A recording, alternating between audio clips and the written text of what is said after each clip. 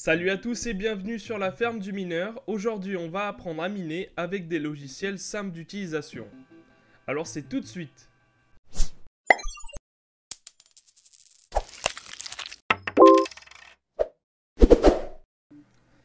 Quand vous vous lancez dans le minage, vous avez souvent quelques contraintes techniques au début. Mais ça, ce n'est pas grave, on va en parler dans les autres vidéos. Aujourd'hui, on va se concentrer sur comment miner le plus simplement possible. Et quand je dis le plus simplement possible, c'est juste que vous allez télécharger un logiciel. Et une fois le logiciel téléchargé, vous avez juste à appuyer sur quelques boutons. Et puis hop, c'est lancé. Parmi les logiciels tout en un, je vous conseillerais MinerGate et NiceHash. Mais aujourd'hui, on va se concentrer sur NiceHash, qui est un logiciel de minage qui est tout en un, qui a une pool intégrée, mais qui a aussi un algorithme de rentabilité à l'intérieur qui vous choisira la monnaie la plus rentable au moment où vous allez miner. Donc ça, c'est quelque chose de bien pratique au début. Donc, comment on fait pour télécharger ce logiciel? Eh bien, c'est tout simple. Vous allez sur le site NiceHash, vous allez dans Getting Start, vous allez ensuite dans NiceHasher Miner, ici, hop.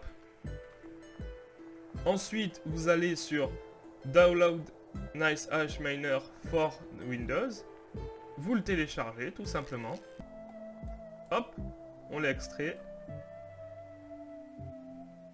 Et une fois extrait, vous l'installez quoi.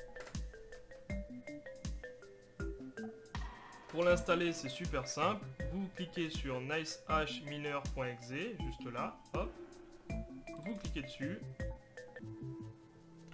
Une fois que vous avez téléchargé vos algorithmes de minage, maintenant vous pouvez commencer. Donc, vous allez être dans Benchmark et vous allez mettre le CPU ou le GPU, c'est-à-dire le CPU c'est votre processeur ou le GPU c'est votre carte graphique. Vous allez choisir l'un des deux sur lequel vous voulez miner, ou les deux. Donc vous sélectionnez comme ça. Ensuite là vous avez toutes les monnaies que vous voulez miner. Donc vous sélectionnez les monnaies, toutes les monnaies que vous voulez miner.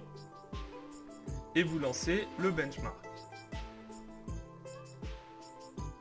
Donc à la fin de ce benchmark, vous aurez l'estimation de calcul pour chaque monnaie. Donc là par exemple pour le Dagger Hashimoto en fait c'est l'algorithme qu'utilise Ethereum, donc l'ETH. Donc là vous aurez la puissance de calcul estimée par rapport à votre hardware, c'est-à-dire à votre GPU, donc votre carte graphique. Donc par exemple là on sait que par exemple si je mine de l'ETH, j'aurai 22,66 MHz et ça produirait par jour 0,001 Bitcoin. Donc c'est très peu. Si vous souhaitez par la suite comparer par rapport au site, le site propose un calculateur qui va vous donner une estimation de la puissance de calcul sur chaque algorithme. Par exemple, là j'ai mis une GTX 1080. Hop, je vois tout ce que je veux voir sur une 1080, la puissance en termes de watts, qui peut varier bien sûr, ça c'est la puissance maximale. Et là par exemple je vois Dagger Hashimoto, donc l'ETH, je vois que je suis à 27,63, alors que sur mon benchmark je suis à 22,66. Alors c'est des petites variations, bon c'est quand même une variation conséquente, mais c'est pas non plus, faut pas s'alarmer à ce point là. Parce que regardez, sur le Decred par exemple, je suis à 3,09 et sur mon benchmark, je suis à 3,37. Donc il peut y avoir de légères variations. Mais ça, ne vous inquiétez pas non plus. Si vous voyez des grosses variations du genre que vous voyez sur votre benchmark que vous avez 12 et que sur le site, il vous indique que vous avez 27, là vous pouvez vous demander s'il n'y a pas un problème sur votre carte. Maintenant que nous avons paramétré le logiciel, nous allons maintenant entrer une adresse Bitcoin. Donc, pour entrer une adresse Bitcoin, il vous faut une wallet. Une wallet, c'est super simple à trouver. Soit vous la téléchargez, mais je vous recommande pas de la télécharger parce que elle fait plus de 80 gigaoctets, donc à télécharger, ça va mettre un temps fou. Non, je vous conseille plutôt d'aller sur une wallet en ligne. Pour ce faire, cette adresse Bitcoin, vous allez la voir sur le même site, c'est-à-dire NiceHash. Donc c'est tout simple. Vous allez sur ce site, vous vous enregistrez, donc vous mettez un mot de passe, une adresse mail classique, puis ensuite une fois que vous êtes inscrit, vous allez sur le compte et vous cliquez sur Wallet et là vous marquez Generate, vous cliquez sur Generate Bitcoin Deposit Address. Hop, comme ça. Vous sélectionnez l'adresse, faites copier, et puis ensuite, tout simplement, vous la mettez sur votre Bitcoin adresse. Comme on l'a dit tout à l'heure, tous les paiements, peu importe sur quelle monnaie vous allez miner, se feront en Bitcoin.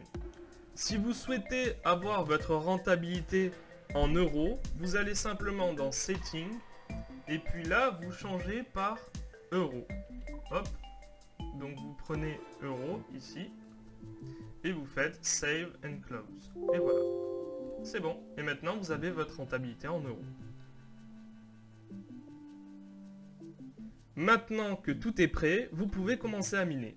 Donc, vous allez sélectionner sur quoi vous voulez miner. Donc là, on a sélectionné la carte graphique. On fait Start. Et hop, le minage se lance. Tout simplement. Ensuite, à côté, en bas, ici, vous avez la puissance de calcul et la monnaie que vous minez, ainsi que la rentabilité journalière. Donc là, si je reste toute la journée, c'est-à-dire 24 heures à miner, eh bien j'obtiendrai 3,57 $ par jour. Donc voilà, c'était tout simple. Donc si vous avez des questions, n'hésitez pas et à la prochaine. Une petite note d'information avant que l'on se quitte, le logiciel NiceHash que j'utilise, mais il y en a d'autres comme MinerGate par exemple, sont des logiciels qui vont vous prendre un peu plus, voire beaucoup plus que les pools classiques en frais de... Donc c'est vraiment pour débuter, pour comprendre comment fonctionne le minage et avoir quelques centièmes, voire millièmes de Bitcoin. Vraiment pour ça. Je vous expliquerai dans une prochaine vidéo comment miner avec le logiciel Claymore par exemple, de manière simple et rapide. Et à bientôt pour de nouvelles vidéos.